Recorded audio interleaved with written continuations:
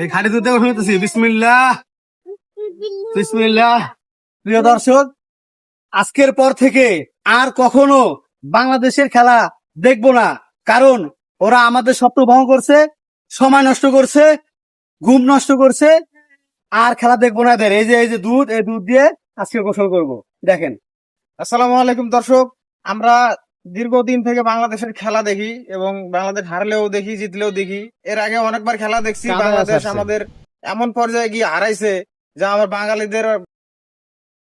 তো আমরা তারপরে খেলা দেখলাম কালকে, যেহেতু আমরা সামান্য কিছু রান টার্গেট, আমরা জানি বাংলাদেশ এই জিতবে, কিন্তু সেই বাংলাদেশ এই সামান্য রানটুকু জিততে পারলো না। অতএব আমরা আজকে দুধ দিয়ে গোসল করব এবং আজকে থেকে আমরা ঠিক করছি বাংলাদেশের খেলা যতদিন বাংলাদেশ বিশ্বকাপ ফাইনালে না যাবে ততদিন বাংলাদেশের খেলা আমরা দেখবো না। আমরা আজকে থেকে দুধ দিয়ে গাও দিয়ে আমরা খেলা থেকে বিরত।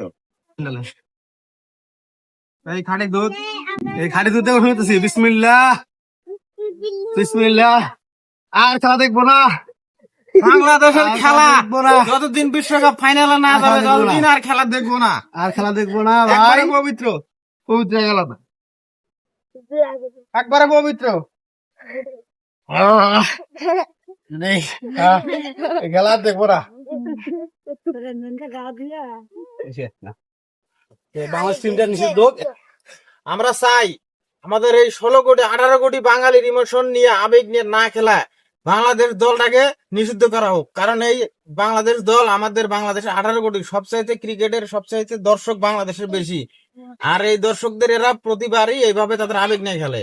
অতএব আমরা চাই আমাদের আবেগ নিয়ে না খেলার জন্য আমরা ঘুম নষ্ট করে খেলা দেখি। এটা যাতে না হয়, বাংলাদেশ দলটা আমরা নিষিদ্ধ চাই। আমাদের একটাই দাবি, এই টিম যে বিদেশে আছে বিদেশে থাক, ওরা ওখানে কামলা দেখ, কামলা দিয়া টাকা ইনকাম করে রেমিটেন্স বাংলাদেশে পাঠাক, তাও দেশের জন্য উপকার হবে। সরকারের কাছে একটাই দাবি, এই বাংলাদেশের ক্রিকেট টিমকে নিষিদ্ধ, একটাই দাবি, নিষিদ্ধ।